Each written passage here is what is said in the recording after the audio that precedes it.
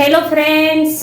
आज हम बात करने वाले हैं कि घर में जब अपना काम शुरू करें सिलाई का तो हमें किस तरह से शुरू करना चाहिए और कितनी रेट रखनी चाहिए, कि टेलर क्या लेते हैं और हमको कितनी रखनी चाहिए घर में अगर हम अपना बुटीक चलाते हैं। तो ये वीडियो उन सभी के लिए है जो बहनें घर से काम कर रही हैं सिलाई का। मैं ये भी बताऊंगी आपको वीडियो में कि मैं कितनी रेट लेती हूँ और कैसे मैंने रेट लेना शुरू की, कैसे ग्राहक मैंने अपने बनाए हैं सिलाई के लिए, और सिंपल ब्लाउज की कितनी रेट लेती हूँ, ये सभी जानकारी मैं आपको इस वीडियो में दूंगी। उसके लिए आप वीडियो में अंत तक बने रहें और हमें अपना प्यार दीजिए और हमें सपोर्ट कीजिए। हम इसी तरह की जानकारी आपको देते रहेंगे। तो फ्रेंड्स देखिए, जब मैंने सिलाई शुरू की थी तो मेरे पास कोई ग्राहक नहीं था, तो ग्राहक बनाने पड़ते हैं आपको, ये तो आपको पता ही है। तो वो सारी जानकारी मैं आपको दूंगी और बताऊंगी कि ग्राहक आपको कैसे बनाने हैं और क्या करना है शुरू में जब सिलाई करें, और रेट को आप किस तरह से रख सकते हैं अपनी रेट को, वो सारी जानकारी मैं इस वीडियो में आपको बताऊंगी। तो फ्रेंड्स देखो, जब मैंने अपनी सिलाई शुरू की थी उस टाइम पे जैसे कि आप चिंता में रहते हो, आप घबराते हो सिलाई शुरू करने से पहले कि हम क्या रेट लें, हमको कोई, तो ये सारी चीजें मेरे साथ भी होती थी। तो आपको टेंशन लेने की कोई जरूरत नहीं है, बस आप ये वीडियो देख लीजिए और अपना काम शुरू कीजिए। ये बात तो उनके लिए जो अभी चालू कर रहे हैं या करना चाहते हैं उनके लिए है। आपको चालू कैसे करना है, तो करना है, अगर आप शुरू में सिलाई शुरू कर रहे हैं और आपको अच्छे से सिलाई या फिर फिनिशिंग नहीं आती है, या फिर आपको डर लगता है कि किसी का कपड़ा खराब हो जाएगा, ये भी जैसे कि आपके अड़ोसी पड़ोसी हैं या आपके जानकार हैं, उनसे आप कपड़े लीजिए और उनके कपड़े सिलिए। आप उनसे बोलिए कि मैं एक भी पैसे नहीं लूंगी आपसे, बस आप अपने कपड़े लीजिए, मैं सिलाई सीखी हूँ इसलिए आप फ्री में मेरे से सिलवा सकते हैं। तो लोग फ्री के लिए खैर अच्छा कपड़ा तो नहीं देंगे, आपको खराब कपड़ा देंगे, या फिर जो उनको लगता है कि खराब हो जाए कोई बात नहीं है तो वो कपड़ा देंगे। आप वो ले लीजिए और उस पर आप ट्राई कीजिए और अच्छा काम करने की कोशिश कीजिए। धीरे धीरे धीरे धीरे उनका सिलते जाइए। आप चाहे जैसा भी बनाओ, आपको डर नहीं रहेगा कि ये खराब हो जाएगा, मैं हमको डांट पड़ेगी, किसी का कपड़ा खराब हो जाएगा, या फिर आपके पास कोई पुराना कपड़ा है या फिर साड़ी पड़ी हुई है उसमें से ब्लाउज कट करके सिल सकते हो, सूट बना सकते हो।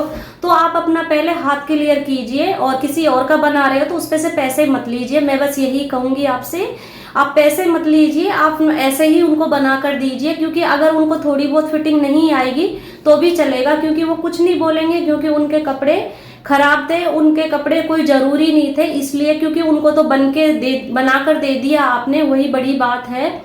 तो इसी तरह से पहले आप अपना हाथ बैठा लीजिए, फिर आप जब आपको लगे हाँ मैं अच्छा काम करने लगी हूँ, अच्छी सिलाई करने लगी हूँ, मेरे को डर नहीं लगता है, अब मैं किसी के भी बना सकती हूँ, तो फिर आप अपनी रेट रखिए जितना कि आप ले सकते हैं, उस आधी रेट रख सकते हैं। जैसे कि आपकी 100 सिलाई चल रही है ब्लाउज की, तो आप 50 लीजिए, मतलब आधी रेट में रखिए।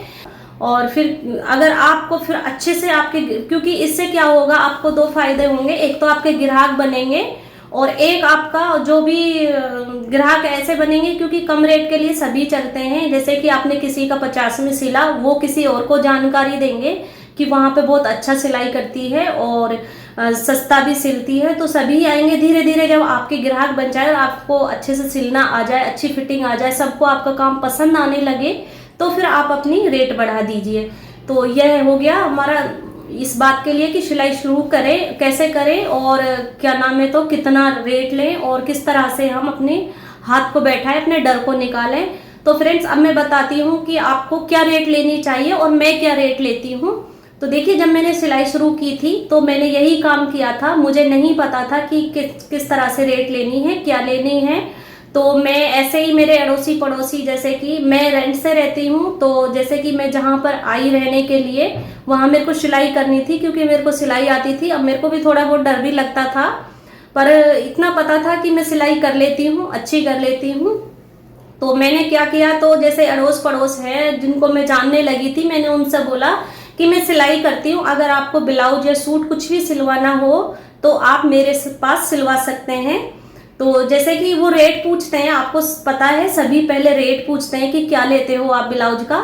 जब मैंने सिर्फ 50 रुपए बताए थे, और आप टेलर की बात करो तो आप वो 300 रुपए लेते हैं, मुझे इस बारे में भी नहीं पता था। बस इतना पता था कि मैं 50 रुपए ही लेती हूँ बिना अस्तर वाले के, और जिसमें आप अस्तर लगवाओगे उसका 100 रुपए लूंगी। तो मैंने इस तरीके से सिलाई शुरू की थी। आप यकीन मानोगे, मैं सिर्फ 50 रुपए में और अस्तर वाला 100 रुपए में सिलती थी ब्लाउज, और सूट का मैं 200 रुपए लेती थी। सलवार और सूट या पैंट बनवाओ, कुछ भी बनवाओ आप नीचे, फुल सूट का मैं सिर्फ 200 रुपए लेती थी। तो इसी हिसाब से मेरी सिलाई चलती गई और सब लोग आने लगे, और फिटिंग सबको मेरी पसंद आती थी। बस मैंने रेट कम रखी थी, क्योंकि मैंने जानबूझ कर रखी थी कि मैं 2-4 महीने इस तरीके से पहली बार सबसे यही लूंगी। क्योंकि शुरू में आप चाहे कितनी भी अच्छी सिलाई करते हो, शुरू में कोई भी अगर आप सिलाई करते हो, शुरू में कोई नहीं आएगा आपके पास, क्योंकि सभी डरते हैं कि रेट इतना ले रही है, मतलब रेट तो बराबर ही ले रही है कि हम टेलर के पास जाए, उतनी ही रेट इसकी है और उतनी ही रेट ये है, और पता नहीं कपड़ा हमारा खराब कर दे, तो इसलिए कोई नहीं आएगा आपके पास। मैंने इसीलिए जानबूझ के अपनी रेट बहुत कम रखी थी ताकि लोग वाग आए। क्योंकि तो मेरे पास इस तरह से ब्लाउज बहुत सारे आने लगे थे, सूट भी आने लगे थे, क्योंकि मेरी कम रेट थी और जहां पर मैं रहती हूँ वहां बहुत हाई रेट है सिलाई की, तो खूब सारे आने लगे थे। जिस किसी ने भी मेरे से पहली बार सिलाई कराई थी उसको मेरी फिटिंग बहुत अच्छी लगी, तो मेरे पास फिर वापस से हर 15-10 दिन में वापस से ग्राहक आने लगे सिलाई के लिए। तो फिर मैंने क्या किया फ्रेंड्स, सबसे पहले आपको क्या करना है, अगर आपको अपनी रेट अच्छी रखनी है और आपने पहले अच्छे से काम सीख लिया है और आपको लगता है अब ग्राहक मेरे पास आ सकते हैं, ग्राहक तो आपको इस तरह से ही बनाने हैं कम रेट रखकर ये। और आपको जब अपनी रेट अच्छी रखनी है, हाँ भाई हम सिलाई करते हैं, हमारे ग्राहक बन चुके हैं, अब हमें सिलाई बढ़ानी चाहिए जैसे कि और लोग लेते हैं, उस टाइप से आपको रेट रखनी है। तो सबसे पहला काम आपको यही करना है, आपको बाहर की रेट जाननी होगी कि हम मतलब बाहर क्या चल रहा है रेट का, वो सब आपको जानना होगा। ऐसा नहीं है कि आप अपने हिसाब से ही रेट ले सकते हैं, वो सब नहीं है।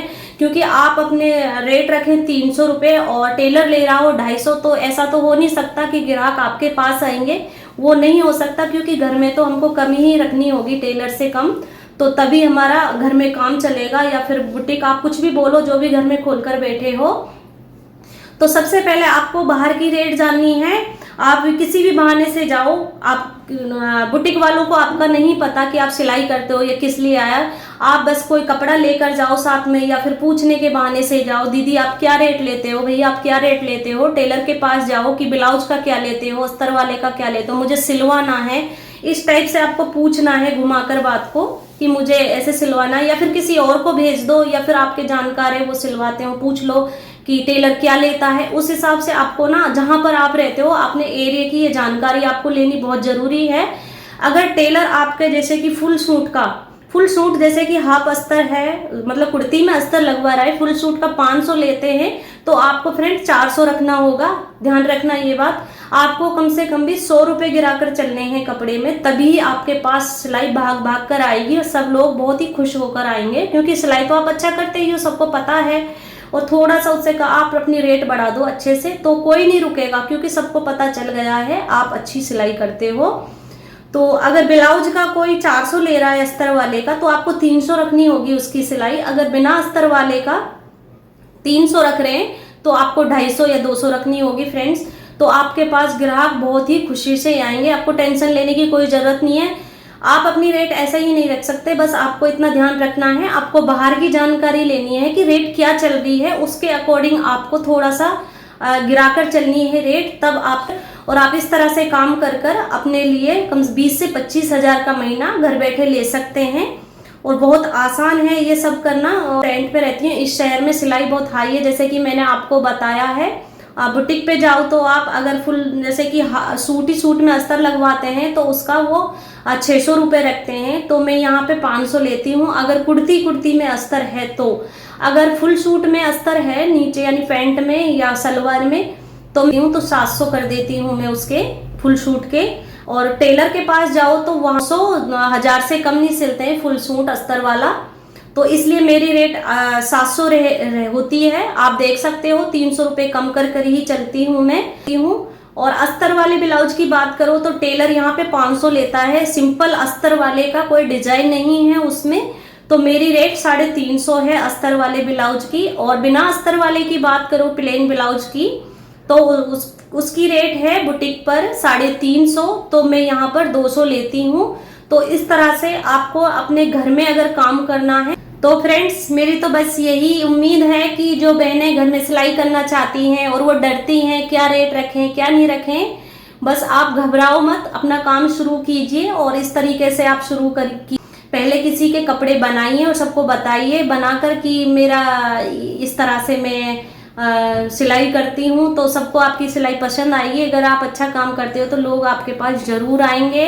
आप टेंशन मत कीजिए और अपना बेस्ट देने की कोशिश कीजिए। आपको मैं एक चीज और बता देती हूँ, जैसे आप किसी की सिलाई ले रहे हो पहले तो उसका नाप ले लीजिए अच्छे से। नाप लेने के बाद जो भी आप कपड़ा बना रहे हो उसका ये बहुत जरूरी है फ्रेंड्स, आपका काम में कोई शिकायत नहीं आएगी। जैसे कि आपने किसी का कपड़ा लिया है और उसके आप सिलाई कर ली हो और जैसे कि वो रेडी हो गया है कपड़ा, आप देने से पहले उस कपड़े को जो मेजरमेंट आपने लिया है ग्राहक का, उस मेजरमेंट के साथ आपको एक बार नाप जरूर ले लेनी है कि वो मेजरमेंट हमारा सही आ रहा है कपड़े पर या नहीं आ रहा है। लास्ट में आप जब तैयार कर ले तो ये चीज आपको जरूर करनी है फ्रेंड, फिर आपको ग्राहक के लिए कपड़ा देना है। तो फ्रेंड्स मेरी जानकारी यही थी, तो उम्मीद करती हूँ आपको मेरी जानकारी पसंद आई होगी। और तो मेरी प्यारी प्यारी बहनों, इसी तरह से अपना प्यार हमारे साथ बनाए रखिएगा। इस वीडियो में इतनी ही जानकारी थी, मिलते हैं अगले व्लॉग में, तब तक के लिए बाय बाय।